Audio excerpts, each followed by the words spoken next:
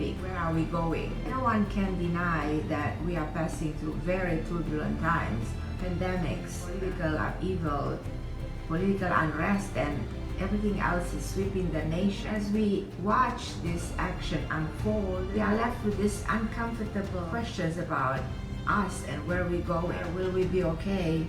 What's going to happen to us? I know that humanity has passed through phases of chaos in the past, but the chaos is necessary for progress. Like I said many times, no one can deny we are going through a very turbulent time. And almost everyone I speak is increasingly uncertain and worried about tomorrow. And rightfully so, because the system that we've established are losing stability, are becoming less and less functional than ever. We started to understand that things are coming to an end, yet in many ways, we feel like we're on the brink of something new. Like something new, something different is about to happen. Like inside ourselves, we detect tremendous change, but we can't pinpoint what will happen yet. But since the dawn of time, our world has been run by a handful of people who have commanded our destiny. And we've been controlled by some leaders and political figures. This world was always controlled in a way or another. But this will not hold true in the future. And without a doubt, our planet is in the middle of the crisis that we've never seen before, and everything seems to be crumbling. Literally, from the status of politician to powerful individual to this violent outburst that we all seeing, especially in America, that actually might spread all over the globe. And our saving grace is acknowledging the totality of what's happening. Like I always said, that knowledge is power, and knowledge is actually the good within ourselves. So us becoming aware of what's happening is extremely significant and extremely powerful. That's why I'm talking about acknowledging the reality we are living in.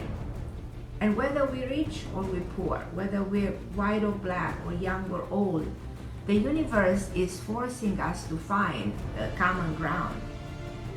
And common ground that we need to assist each other.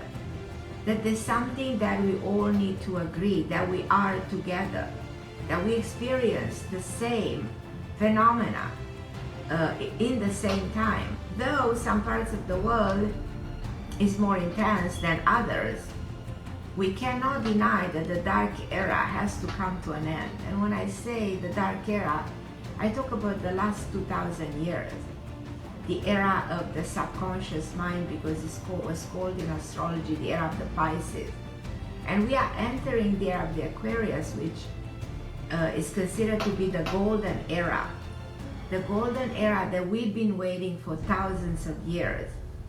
Now humanity has reached a peak in its growth, and we are finally, we are finally equipped to move to a superior level of perception, superior level of incredible complexity. And I do believe that the world, the way we see it today, will be very soon a memory of the distant past. And the new world will be entering will be completely different than the world we are living in right now in this very moment. Because we start to comprehend our true nature. And we start to understand everything that's happening to us collectively. And I think the key to what's happening right now is also acknowledging our divine power. And if we believe that we have this divine power within ourselves, that we become way more stronger. We unleash that divine power that exists within ourselves. And I want to tell you something very interesting. In the last 6 billion years, every planet and every satellite in our system made a certain number of rotation. And they keep on rotating and rotating to reach that perfect alignment. And this alignment will happen very soon. But the reason is, with this alignment is it increases the energy in our solar system. That's why our planets appear to be brighter and lighter and warmer. We talk about the warming of the planet because the energy in the universe as a result of this alignment is way more powerful. Now, in addition to this energy affecting our solar system, this energy is alive, and this energy is intelligent and is affecting and activating our DNA. In the same time, this energy is escalating this tension, and all this sort of tension at a larger scale, economic and social and political turmoil that we are going is as a result of this energy that is happening, all this alignment that is happening, that is forcing us to eliminate the dark forces and create that, enter the golden era and create a different system of laws and renewing life on earth on different principles. And as you know, the planet is raising its vibration, you will feel like a liberation, you will feel like free and better than before. And the earth is moving through our galaxy and entering a field of vibration that, as I said, will change life on earth. And we'll start with changing our DNA, and that's why we're going to start living very long lives.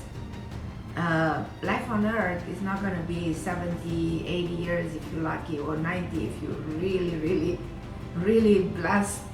We're going to see lives reaching 150 years, 200 years.